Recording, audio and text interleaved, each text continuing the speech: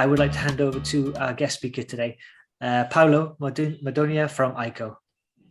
Yeah, good afternoon, everybody, and thanks, Hi Will, for the introduction. As said, I'm Paulo Madonia, and I'm Aiko's product manager.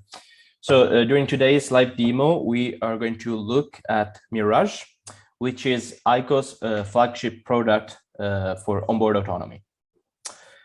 I'd like to start off actually with a few words about Aiko and what we do. Aiko is a software house startup based in Italy, specifically in Turin, with the mission to improve space operations through spacecraft autonomy and artificial intelligence. Our ultimate goal is to improve the quality of data that is generated in space and also to power more efficient space missions. We already have flight heritage as our deep learning algorithms already reached orbit, and we are one of the leaders concerning AI software for the space industry. Currently, our team counts about 25 people with backgrounds spanning over computer science, aerospace engineering, automation engineering, and physics.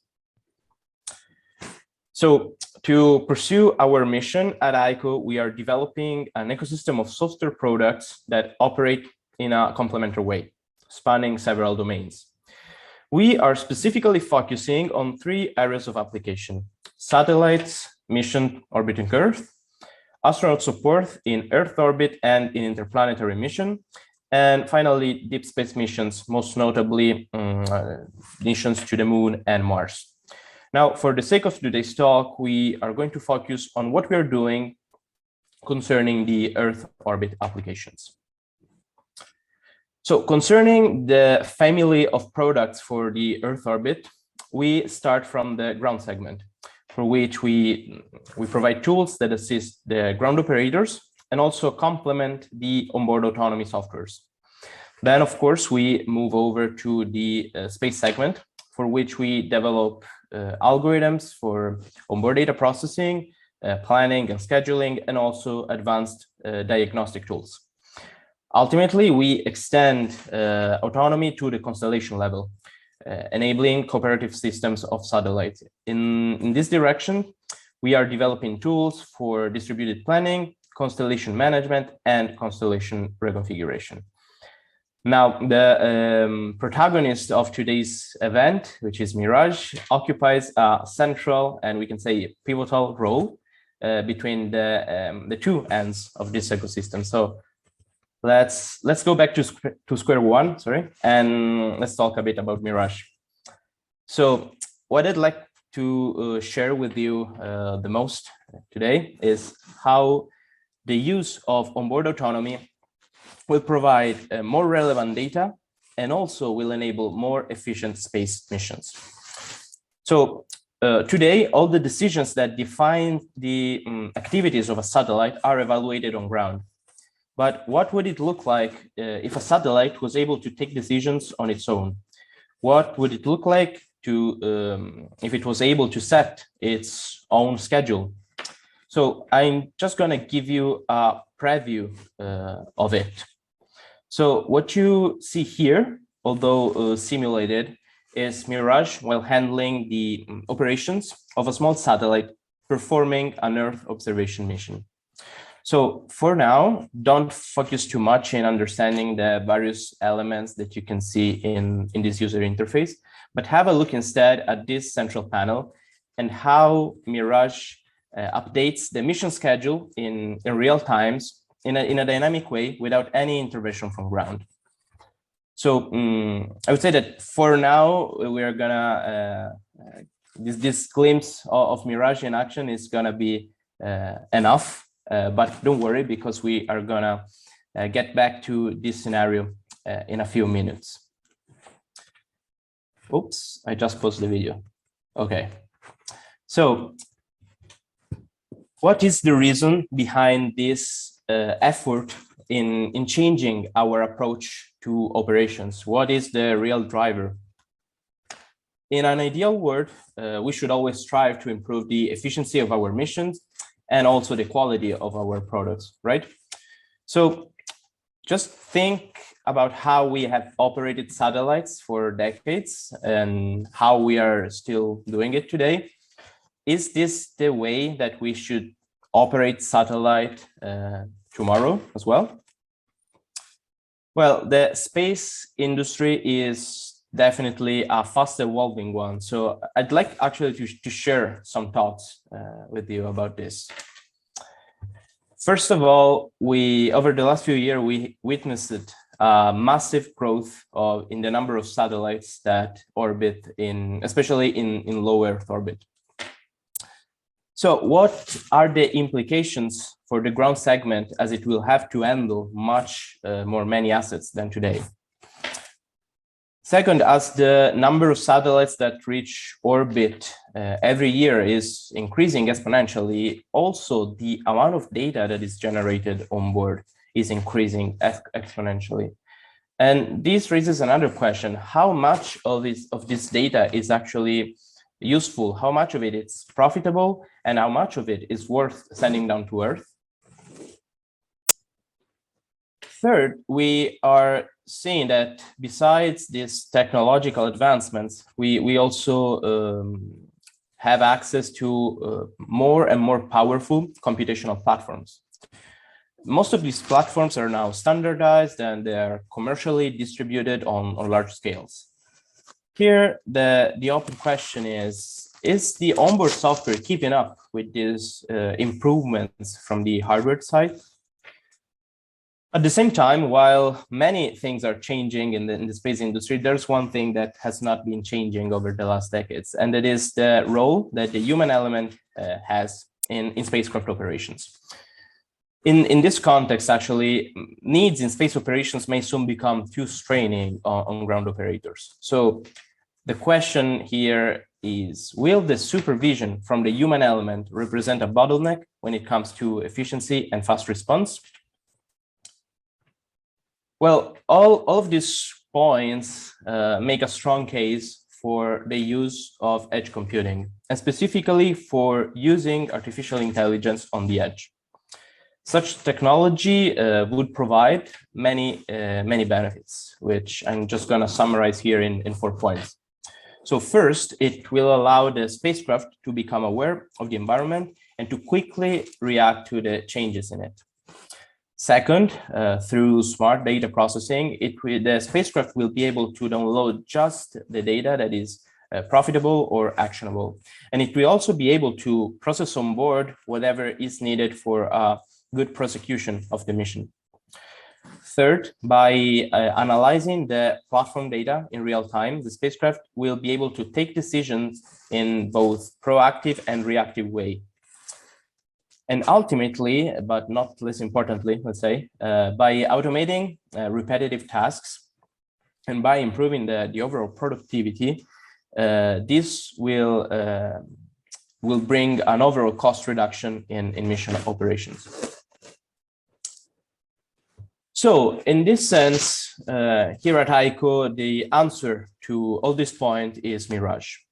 MiRAGE is an artificial intelligence-based software that has been conceived for satellite providers and satellite operators.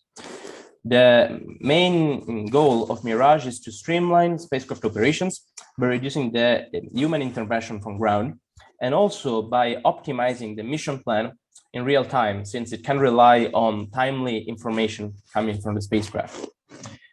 Unlike other spacecraft automation solutions, MiRAGE is deployable on most commercial off-the-shelf platforms. And more importantly, it is by design tailorable to several different mission scenarios. So let's see what are the key areas of applications for a software like MiRAGE. MiRAGE acts on different aspects actually, and it does so reducing the load on ground operations and also improving the overall performance on the mission. First of all, it provides efficient tasking basing on real-time constraints on resources. If we compare a mission plan generated by MiRAGE with the mission plan generated by ground, MiRAGE can definitely use more stringent constraints on the onboard resources so that it can exploit the platform capabilities to the maximum. Secondly, again, it optimizes the quality of payload data products, enabling both the dynamic switch of multiple payloads, so handling of multi-payload missions, and also by including and analyzing payload data to provide a feedback when it comes to operations planning. Third, MiRAGE automates all the repetitive and time-consuming housekeeping operations, and also provides enhanced diagnostics and prognostic tools that keep the spacecraft in healthy conditions. Finally, there's one feature that is currently under development and concerns the autonomous orbit control. And this will allow MiRAGE to plan calculate attitude and orbit control maneuvers that are needed to fulfill the new mission plans that are generated on orbit. I just want to clarify one thing. As of now, MiRAGE is not meant to handle any safety critical operations. And so these are going to be left in control of the ground station operators. So concerning the features of MiRAGE instead, the most prominent, the unique feature of MiRAGE is its tailorability. How is that? So the algorithms that run under the hood of MiRAGE are basically mission agnostic. That means that we can configure a limited set of rules in MiRAGE, not acting on the core code of MiRAGE, and that would be enough to tailor it to a given mission scenario. So it makes it very, very flexible. On a different note, MiRAGE is straightforward to implement, as the interface with the platforms occurs through APIs. Thanks to that, there's no need to change the original platform code, the flight code on the satellite when installing MiRAGE on board. Going back to flexibility, it's worth mentioning that MiRAGE is built on a modular architecture. This means that the different optimization and data processing services that are involved in the execution of MiRAGE can be turned on or off depending on the customer needs. Finally, when it comes to data exchange, MiRAGE is compliant with the CSS standards and most notably with the CC-SDS standards. So now that we have clear in mind why we would like to have artificial intelligence and specifically MiRAGE on board, let's have a look at how we can actually make a spacecraft autonomous by deploying MiRAGE of it. So let's think for a second about a ground operator when he plans the tasks that a satellite should perform. What would be the best way to do this on board, to bring this kind of operations on board and get the most out of it? So I'm gonna share the approach that at Aiko we developed. As I anticipated a few slides ago, MiRAGE is built using a modular architecture. In a simplified way, this boils off to 3 modules, namely a sensing module, a reasoning module, and a planning module. These 3 services are orchestrated and handled by a supervisor module named MiRAGE Core. So let's start with the sensing module. And for this piece of MiRAGE, the duty is to collect and analyze inputs from telemetry and payload data. Any sensors that are available on board can contribute to the inputs that go into the sensing module. So to process this data, the sensing module actually uses several different pipelines, a few of them based on deep learning, that can also be tailored to the customer needs, going back to what I was saying earlier concerning customization. Now, if you recall the scenario that I showed at the beginning of the presentation, we're gonna use that as an example to see how MiRAGE works. So what you see here is one of the pictures acquired by the payload. In this case, what the sensing module does is to analyze the payload data to check for the quality of the data that has been acquired. Specifically, it will look at the amount of clouds that are present in the field of view, as you can see here in this overlaid mask.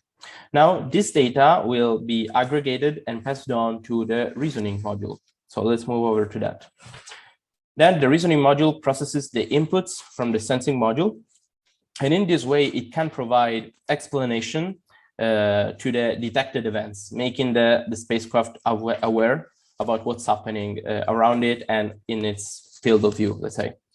In this case, it could be whether or not clouds affect the payload data, which is actually the case. So we would judge this acquisition as low quality data.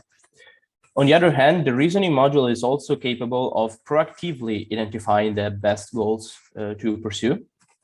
And for example, for an Earth observation mission, this could mean to prioritize observation time over certain specific given area of interest, basing on the current spacecraft resources, of course.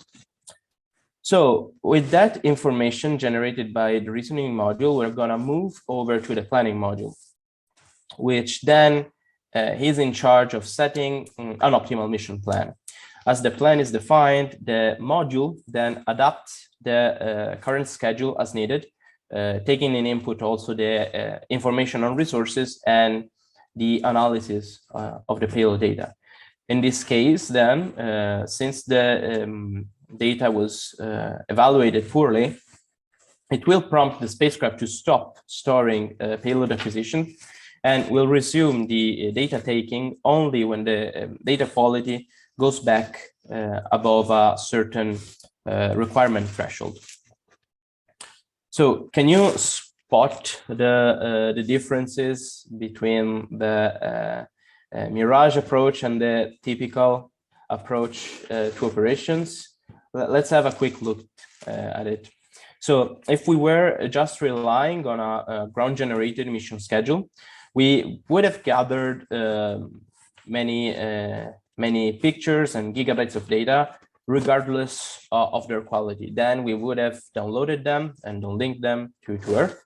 But unfortunately, we would have discovered what was the quality of the data only after the data was already on Earth, had been already downlinked on Earth. Using MiRAGE instead, thanks to the feedback mechanism in the planning loop, the payload is triggered only when it's worth recording data, so that just the useful and profitable information is delivered on ground. So I hope this gave you an overview of how MiRAGE can support operations in a mission scenario. And with that said, I'd like to move over to some hardware details. As I briefly said earlier, MiRAGE is a software. It is a purely software product.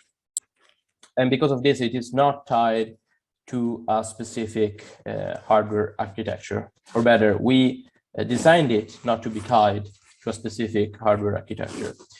This means that MiRAGE is compatible with most of the common spaced graded commercial off-the-shelf platforms. And in this list, you can find the architectures and the platforms specifically on which we have tested MiRAGE so far. Now, we are currently carrying additional testing on more platforms and architectures. So if the platform you may be interested in is not listed here, just feel free to reach out to me, and we're going to tell you more about the potential compatibility of MiRAGE with your platform. Same goes with the runtime system that power the deep learning algorithms and models that are used in several parts of MiRAGE. And again, these are the ones that we tested so far, but if you're interested in other platforms, please just send me an email and we're gonna assess how we can deploy MiRAGE on your platform. So by now you should be familiar with MiRAGE if I wasn't too boring. So let's go on to see how we're going to bring MiRAGE to orbit actually. So I'd like to start with a bit of historical background. Since May 2021, MiRAGE is actually backed by the European Space Agency through the InCubed program. InCubed is a commercialization program by ESA that is providing us with support and guidance also on the development, on verification and validation, and also on the commercialization aspect of MiRAGE. Now, thanks to InCubed, we have started an early adopters program that aims to validate MiRAGE in orbit and also allows us to better understand what are the needs of the customer and of the market. As you can see from the timeline, we are currently in the middle of the InCubed program, and we have passed the critical design review in November 2021. So a few words about the early adopters program. So right now we currently have 4 early adopters lined up for missions launching over the next 18 months roughly. And each of these missions will allow us to validate MiRAGE in different contexts. In this way, we are going to expose the advantages of onboard autonomy in 4 different mission scenarios. As you can see, we are going to fly MiRAGE on 2 optical Earth observation missions, on a SAR Earth observation mission, and also on a GNSS radio occultation mission. Now, with this roadmap, the goal, the first goal that we have is to reach TRL 7 by June 2022, and also with the ultimate goal to reach TRL 9 by 2023. So while we do not have a real satellite to run MiRAGE live during today's live demo, we can still look MiRAGE and study MiRAGE behavior in a simulated environment. And to do so, we are going to look in better detail at the simulation that I showed you at the beginning of this presentation. Now, this simulation has been modeled actually over one of the concept of operations of the early adopters missions on which MiRAGE will fly. Specifically, this scenario aims at the validation of the handling of multi-payload operations, and also at validating the reactive scheduling of tasks in response to external events. The satellite that you are going to see in this simulation is a 6-unit CubeSat that hosts 2 payloads. One is a low angular resolution camera that is used for monitoring the cloud coverage in the field of view. And the other one is a high resolution camera that instead is used specifically for data acquisition. Now for the latter, for the high resolution camera, there are basically two acquisition modes available, namely high frequency and low frequency acquisition, which are characterized respectively by an acquisition rate of 60 frames per minute and 10 frames per minute. So before actually diving into the simulation, I'd like to make you ready to what you are going to see in a few seconds. So let's have a look at the user face that we're gonna see. And starting from the left, in the panel above, you can see the battery level, that is how much charge is left in the battery. The storage status, that is how much memory we filled up by acquiring images, and also the current attitude of the spacecraft. And this is actually interesting only during the recharge phase, when the spacecraft has to point its solar panels at the sun. Now, if we move over to the central panel, as you may already know, this displays the current mission schedule. This is broken down in time windows and in tasks.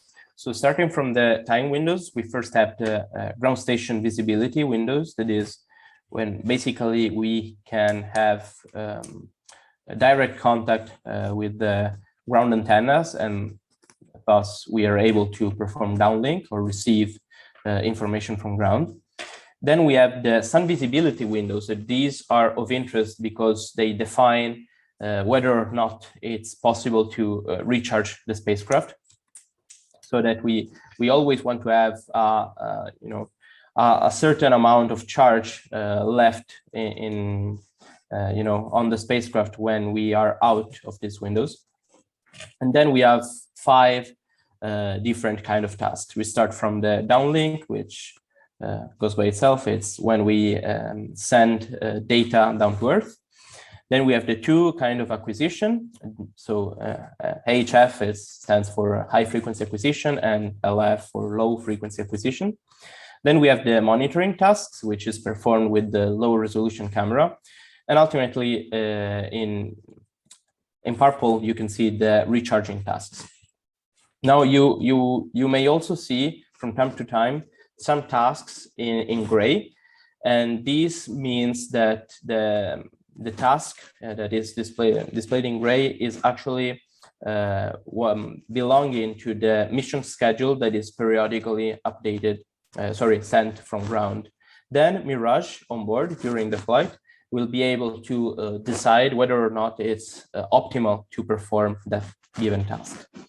I will conclude this overview on the user interface by looking at the right side panel, which will show the current view acquired by the payload, depending on which payload is active at any given moment.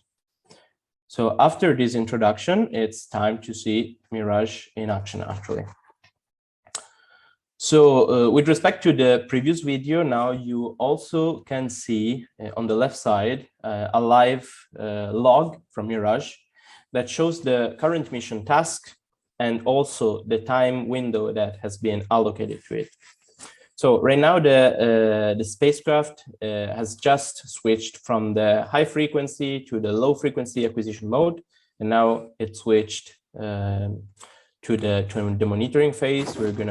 We're gonna see some on and off, some switches between especially between the low frequency acquisition and the monitoring phase, as the cloud coverage that you can see here in the upper right panel will change, and so MiRAGE will adapt its task to the current cloud coverage situations, let's say. Of course, the worse the cloud coverage, the more time it will spend in monitoring phase, and as it gets better, it will change to low frequency acquisitions. You may notice that the high frequency acquisition is not prompted often, and that's because there are constraints in the rules that decide what's better to do, that are also related to the battery level and the memory level. Of course, as you can imagine, having a higher rate of acquisition will consume the battery faster and also consume the memory, fill up the memory faster. And actually, you can see the battery draining and the memory filling up as the satellite gathers data. Now, you can probably notice that a downlink task has just popped out. So in a few seconds, we are going to see the satellite sending down data to ground. And the thing that you will be able to notice during that the task is that the memory will some memory will be freed, and also the battery will be drained much more than during the acquisition phase. So it's going to be scheduled another recharge task very soon. So downlink just started, as you can see from the pink beam pointing at the ground station, which is outside of our field of view, actually.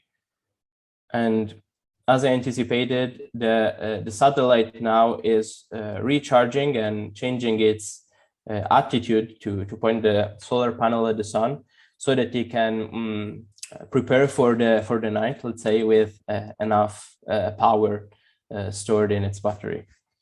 While the simulation goes on, I would just like to point out that the log that you see on the left is just one of the outputs that MiRAGE provides to the users.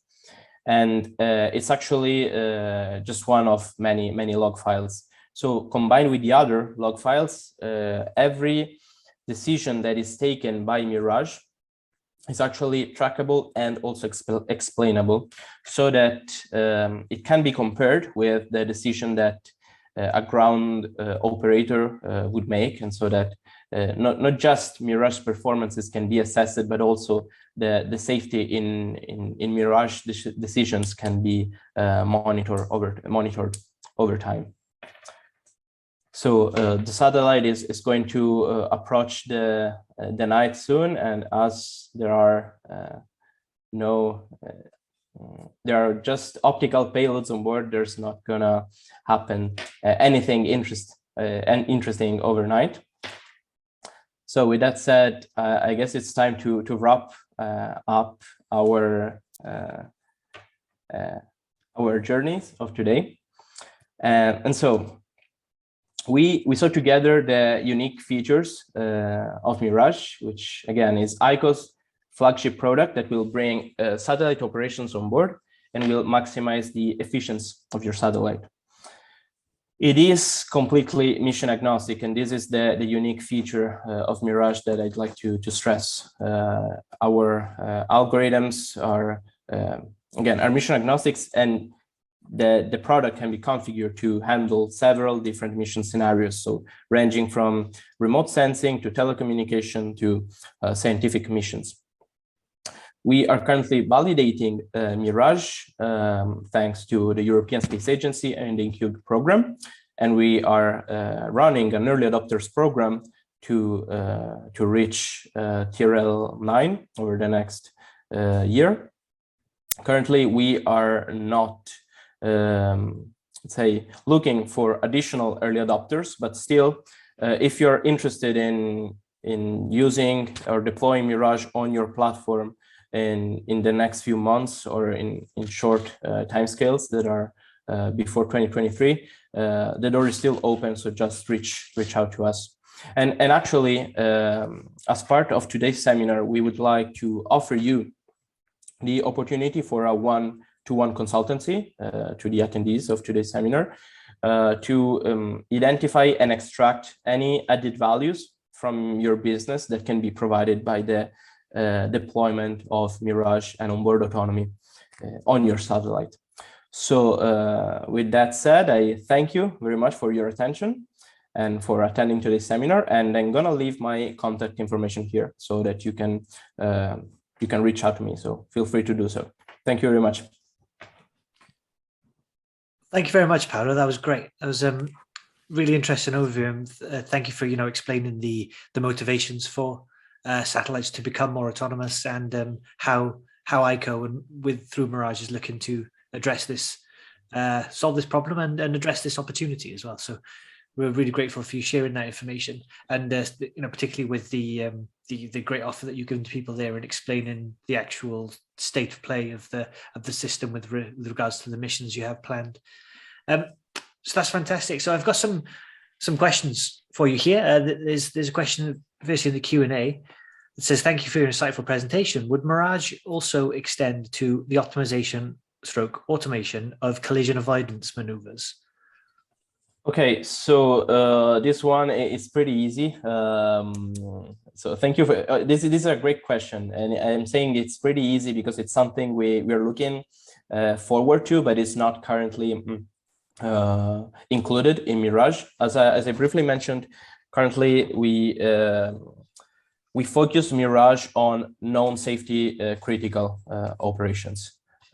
So right now, this kind of activities, for example, collision avoidance, would still be performed through, let's say, ground guidance in this way. But this is something that we are looking forward to implement in MiRAGE.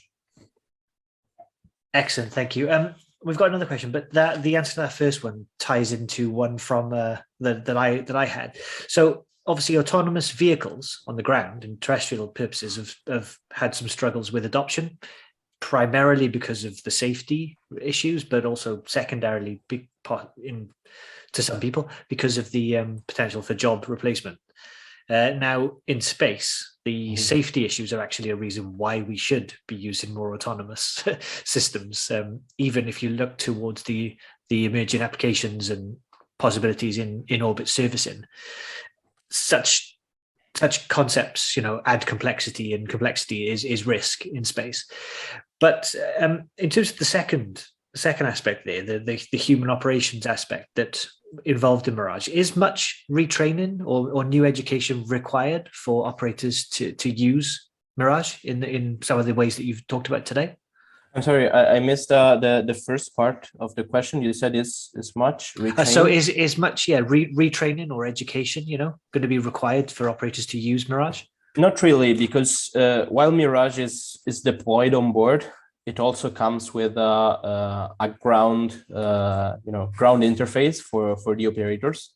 Okay. that complements the onboard autonomy aspects of MiRAGE. So there's not gonna be much retraining aside from getting used to the software that comes with it, and bridges the gap between the two approaches.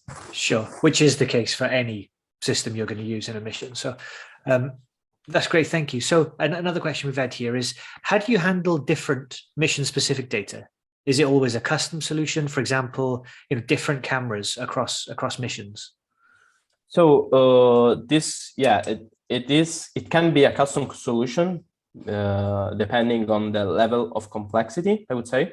Mm-hmm. But for specific class of data, you can usually use the same data processing model. If it's a deep learning model, we just need to do an appropriate and adequate retraining of the model for the given purpose. So for Earth observation, you can have the same model, same object detection model applied to several missions, as long as the characteristics of the payload are similar, or the feature to detect are similar. Then, of course, if the complexity and the specificity of the mission increases, a specific and a completely custom data processing pipeline may be necessary. Okay, interesting. Another question there.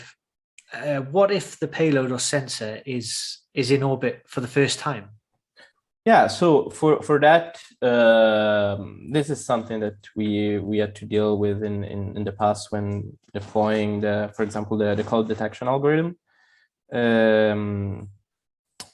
We can of course run simulations beforehand, but usually there's always some similar sensor that has been used in the past. If it's a completely new sensor, of course, you have to do a lot of ground testing and also a lot of validation of your model, of your data processing pipeline on ground. But I wouldn't say it's much of a hindrance. Like many other things in space, there's always a first time. So it's even if the sensor is new, you can still. I wouldn't say this closes the door on using such innovative approaches. Okay, excellent. Understand. And I was another question from our side is how does MiRAGE deal with encrypted data or sensitive data? Can you rephrase the question? For which part of the data handled by MiRAGE are you referring to? So the payload data, for example, if MiRAGE is involved in handling sensitive payload data, military applications or whatever, I don't know. How is that dealt with and protected? Yeah, so for this, I would point you to our software engineers, which are who are working on on all the cybersecurity aspects of MiRAGE and the encryption and decryption both of MiRAGE code, because of course it can be sensitive when MiRAGE is able to have an impact on the spacecraft action, but also on the data that go through MiRAGE. So if you want more information on that, and as long as it can be disclosed, we are happy to provide more information offline. Fantastic. I guess a question more generally on autonomy. I mean, autonomy in a space system can mean slightly different things to different teams. They may have different come with different preconceptions. Have you seen any sort of emerging consensus forming on how much human control versus autonomous control is the ideal situation? I wouldn't say I've seen consensus. It's actually a pretty heated topic, but at least I would say that people are starting to talk about it, and that's good. So I would expect in the next few years to the community to converge on a given opinion, because right now it's basically a fight between two major schools of thought. It's the innovative way that sees autonomy as the future, and the classic way which says, okay, we've done this so far, it worked, why should we change? So I would say that right now I don't see any common opinion. I just see that the people are starting to consider this, and it's good. Interesting. Yeah, well, I mean, mirrors the conversations going on in several other terrestrial industries, healthcare, military. There's many different applications of this. Automotive, yeah, fantastic. If anybody else has got any questions for us, for Paolo there, then please feel free to submit them. Otherwise, I guess I had another quick one. I think you probably have covered this in discussing the simulations, but are there any specific steps that a team would need to go through to test the integration of MiRAGE on the ground before launch? Yeah, usually what's the typical plan is to test MiRAGE beforehand on a flat sat or on an engineering model. Yeah, because of course you want to validate not just that the software nominally runs on the platform, but also you want to correctly operate the actions that it has to make in orbit. Great. Does this answer your question? Yeah, that's what I was expecting, but yeah, just wanted to check. So I think we are just a few minutes over the time that we set for this event, guys. So I would like to thank everybody who has spent some time with us here today, and particularly obviously yourself, Paolo, for sharing all that information. I think it's was really insightful, really useful for the community to understand more about autonomy. And as Paolo mentioned, Aiko has put together this very kind offer. So Paolo's contact details are there. So please do feel free to reach out to him. And if you have any questions that come up as a result of this event, please do contact Paolo. I hope that's okay. Please do contact Paolo afterwards. And yes, we would just like to thank you and thank our speaker. Well, thank you, and thanks satsearch for organizing this, and thanks of course to all the attendees.